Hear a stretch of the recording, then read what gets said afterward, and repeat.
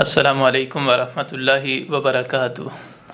الحمدللہ والصلاة والسلام علی رسول اللہ، اما بعد۔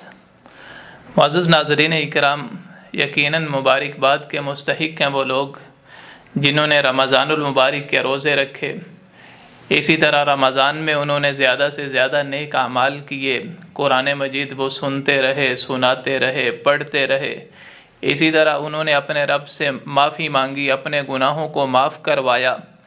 لیکن یاد رکھیے گا، نیک اعمال کا، ان عبادات کا تعلق صرف رمضان کے ساتھ نہیں ہے، بلکہ پروردگار عالم فرماتے ہیں وَاعْبُدْ رَبَّكَ حَتَّى يَأْتِيَكَ الْيَقِينُ، اور اپنے رب کی عبادت کرتے رہو یہاں تک کہ تمہیں موت آ جائے۔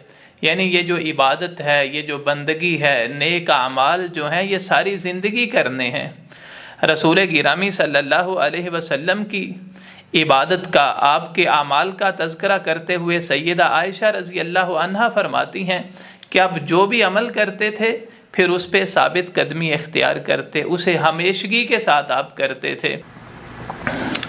یاد رکھیے، رب کے نزدیک پسندیدہ ترین اعمال وہ ہیں جن پر ہمیشگی اختیار کی جائے، اگرچہ وہ تھوڑا کیوں نہ ہو۔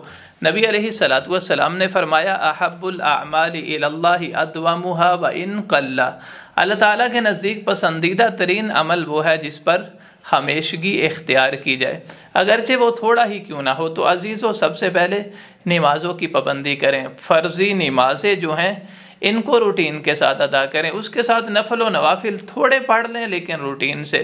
اسی طرح تلاوت قرآن مجید تھوڑا کر لیں لیکن روٹین کے ساتھ۔ یاد رکھیے گا، عبادت کی قبولیت کی علامات میں سے یہ ہے کہ انسان اس کے بعد بھی وہ عبادت کرتا رہی، یعنی اللہ تعالیٰ اسے بعد میں بھی اس عبادت کی توفیق دے، یہ عبادت کی قبولیت کی علامات میں سے ہے۔ اسی طرح شوال کے 6 روزے رکھنا، ان کی بڑی اہمیت ہے۔ تو اللہ تعالیٰ سے دعا ہے اللہ تعالیٰ ہمیں نیک اعمال پر ثابت قدمی اختیار فرمائے، اللہ تعالیٰ ہمیشہ ہمیں اپنی عبادت، اپنی بندگی کی توفیق عطا فرمائے۔ وصلی اللہ وسلم علی نبینا